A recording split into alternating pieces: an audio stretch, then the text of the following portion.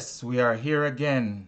An exciting time for Secret of the Ages. I hope you have been enjoying the readings from Secret of the Ages by Robert Collier. And we are going to continue with chapter 6 in volume number 3. See yourself doing it. You say big corporations scheme to keep a fella down. They drive him, shame him, starve him too. If he so much as frown, God knows I hold no brief for them. Still, come with me today and watch those fat directors meet, for this is what they say. In all our force, not one to take the new work that we plan. In all the 1,000 men we've hired, where shall we find a man? St. Clair Adams. You have often heard it said that a man is worth $2 a day from the neck down. How much he's worth from the neck up depends upon how much he is able to see. Without vision, the people perish. Did not refer to good eyesight. It was the eyes of the mind that counted in days of old, just as they do today. Without them, you are just so much power on the hoof, to be driven as a horse or an ox is driven, and you are worth only a little more than they. But given vision, imagination, the ability to visualize conditions and things a month or a year ahead, given the eyes of the mind, there's no limit to your value or to your capabilities. The locomotive, the steamboat, the automobile, the aeroplane, all existed complete in the imagination of some man before ever they became facts. The wealthy men, the big men, the successful men, visioned their successes in their mind's eyes before ever they won them from the world. From the beginning of time, nothing has ever taken on material shape without first being visualized in mind. The only difference between the sculptor and the mason is in the mental image behind their work. Rodin employed masons to hew his blocks of marble into the general shape of the figure he was about to form. That was mere mechanical labor. Then Rodin took it in his hand, and from that rough-hewn piece of stone there sprang the wondrous figure of the thinker. That was art. The difference was all in the imagination behind the hands that wielded mallet and chisel. After Rodin had formed his masterpiece, ordinary workmen copied it by the thousands. Rodin's work brought fabulous sums. The copies brought day wages. Conceiving ideas, creating something is what pays. In sculpture, as in all else, mere handwork is worth only hand wages. The imagination, says Glenn Clark in The Soul's Sincere Desire, is of all qualities in man the most godlike, that which associates him most closely with God. The first mention we read of man in the Bible is where he is spoken of as an image. Let us make man in our image, after our likeness. The only place where an image can be conceived is in the imagination. Thus man, the highest creation of God, was a creation of God's imagination. The source and center of all man's creative power, the power that above all others lifts him above the level of brute creation, and that gives him dominion, is his power of making images, or the power of the imagination. There are some who have always thought that the imagination was something which makes believe that which is not. This is fancy, not imagination. Fancy would convert that which is real into pretense and sham. Imagination enables one to see through the appearance of a thing to which it really is. There is a very real law of cause and effect which makes the dream of the dreamer come true. It is the law of visualization, the law that calls into being in this outer material world everything that is real in the inner world. Imagination pictures the thing you desire. Vision idealizes it. It reaches beyond the thing that is, in the conception of what can be. Imagination gives you the picture. Vision gives you the impulse to make the picture your own. Make your mental image clear enough. Picture it vividly in every detail, and the genie of your mind will speedily bring it into being as an everyday reality. That law holds true of everything in life. There is nothing you can rightly desire that cannot be brought into being through visualization.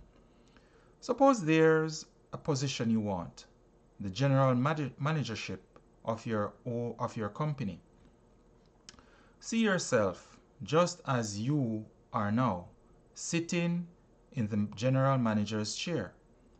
See your name on his door. See yourself handling his affairs as you would handle them. Get that picture impressed upon your subconscious mind. See it, believe it. The genie of your mind will find the way to make it come true. The keynote of successful visualization is this: see things as you would have them be instead of as they are. Close your eyes and make clear mental pictures. Make them look and act just as they would in real life.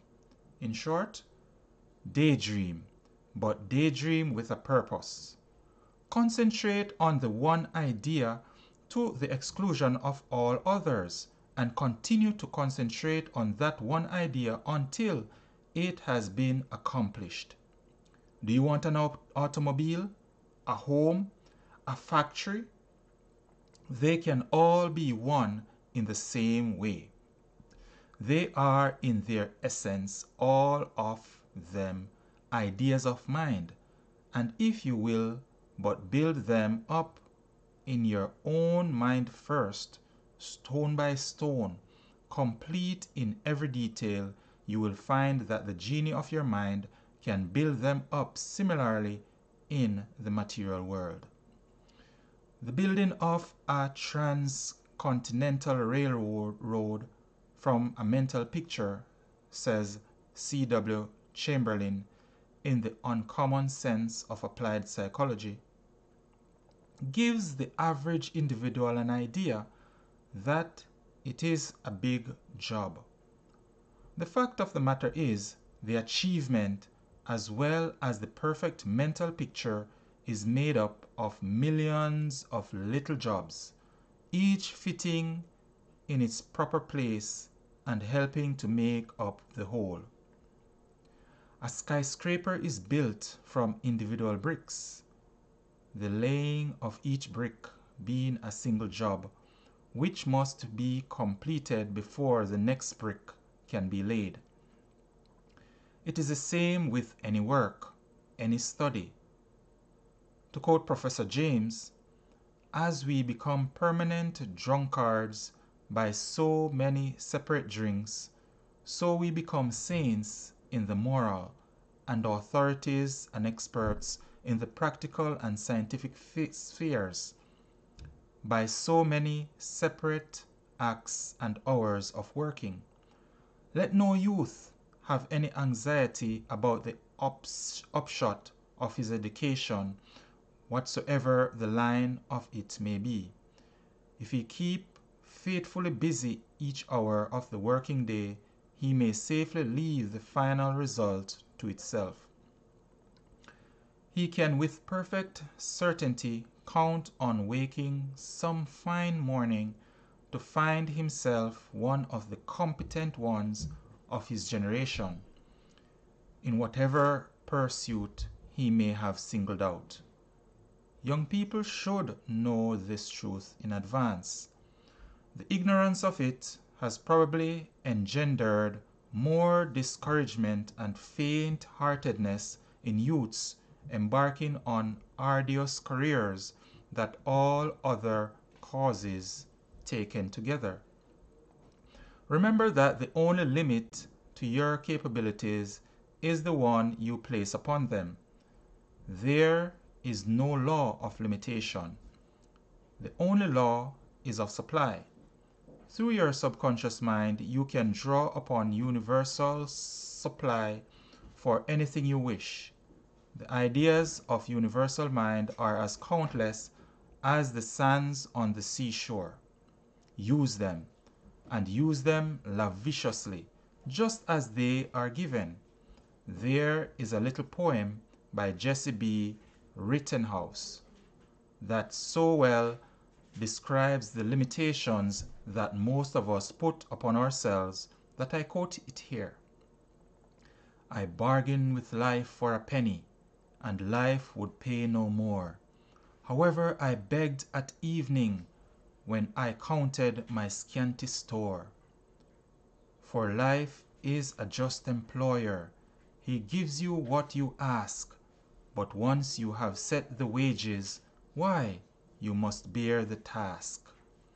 I worked for a menial's hire, only to learn, dismayed, that any wage I had asked of life, life would have paid. Aim high. If you miss the moon, you might hit a star. Everyone admits that this world and all the vast firmament must have been thought into shape from the formless void by some universal mind. That same universal mind rules today, and it has given to each form of life power to attract to itself whatever it needs for its perfect growth. The tree, the plant, the animal, each one finds its need. You are an intelligent, reasoning creature. Your mind is part of universal mind, and you have power to say what you require for perfect growth. Don't be a niggard with yourself. Don't sell yourself for a penny. Whatever price you set upon yourself, life will give. So aim high, demand much. Make a clear, distinct mental image of what it is you want. Hold it to your thought. Visualize it. See it. Believe it. The ways and means of satisfying that desire will follow. For supply always comes on the heels of demand. It is by doing this that you take your faith out of the hands of chance.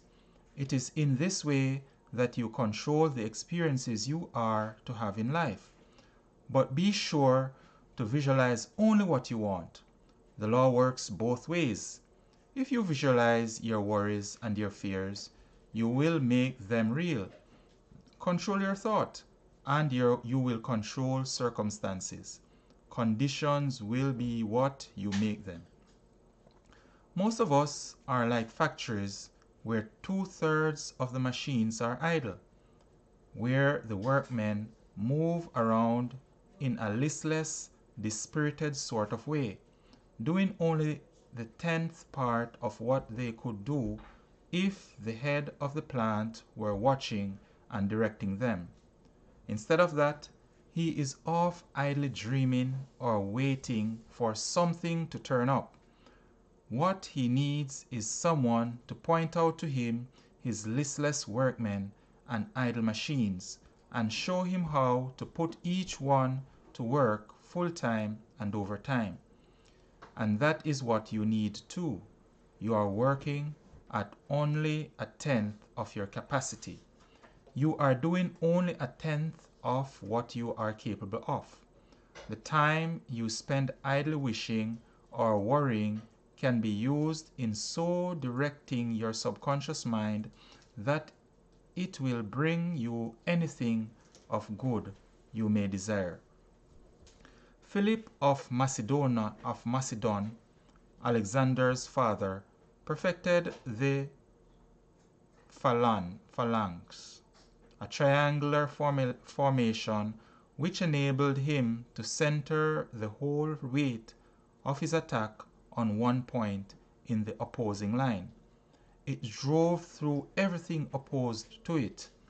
In that day and age, it was invincible, and the idea is just as invincible today. Keep the one thought in mind. See it being carried out step by step, and you can knit any group of workers into one homogeneous whole, all centered on the one idea. You can accomplish any one thing. You can put across any definite idea. Keep that mental picture ever in your mind, and you will make it as invincible as was Alexander's phalanx of old. It is not the guns or armament or the money they can pay. It's the close cooperation that makes them win the day. It is not the individual or the army as a whole, but the everlasting teamwork of every blooming soul. J. Mason Knox.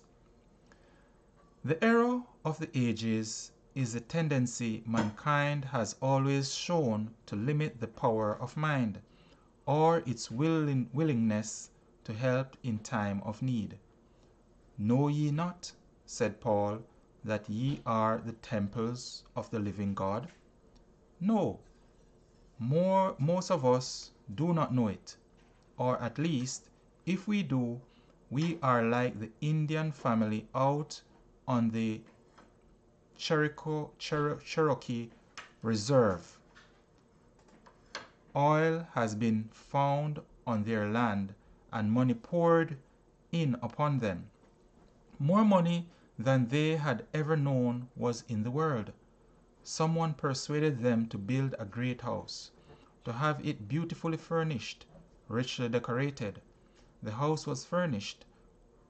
The house, when furnished, was one of the show places of that locality. But the Indians, while very proud of their showy house, continued to live in their old shod shack.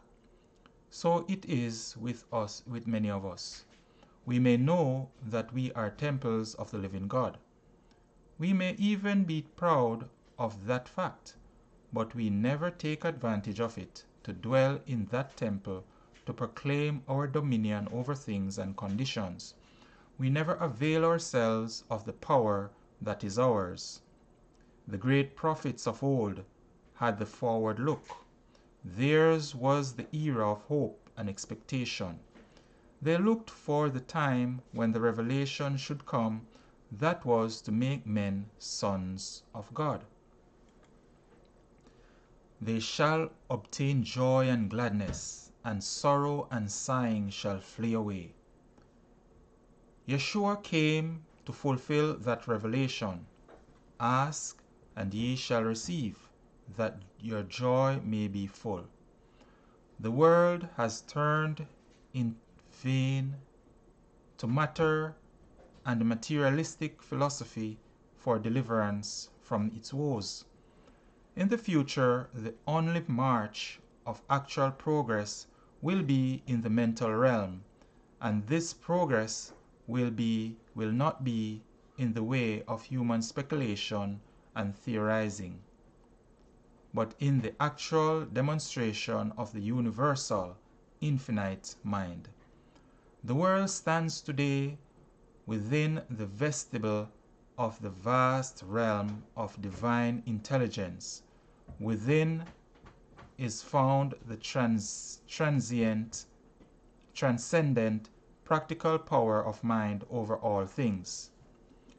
What eye never saw, nor ear ever heard, what never entered the mind of man, even all that God has prepared for those who love him. And there you have it. That's the end of chapter 6 from Secret of the Ages, volume 3 by Robert Collier. So let me know what you think. Put it in the comments. I hope you are applying these teachings to your daily life.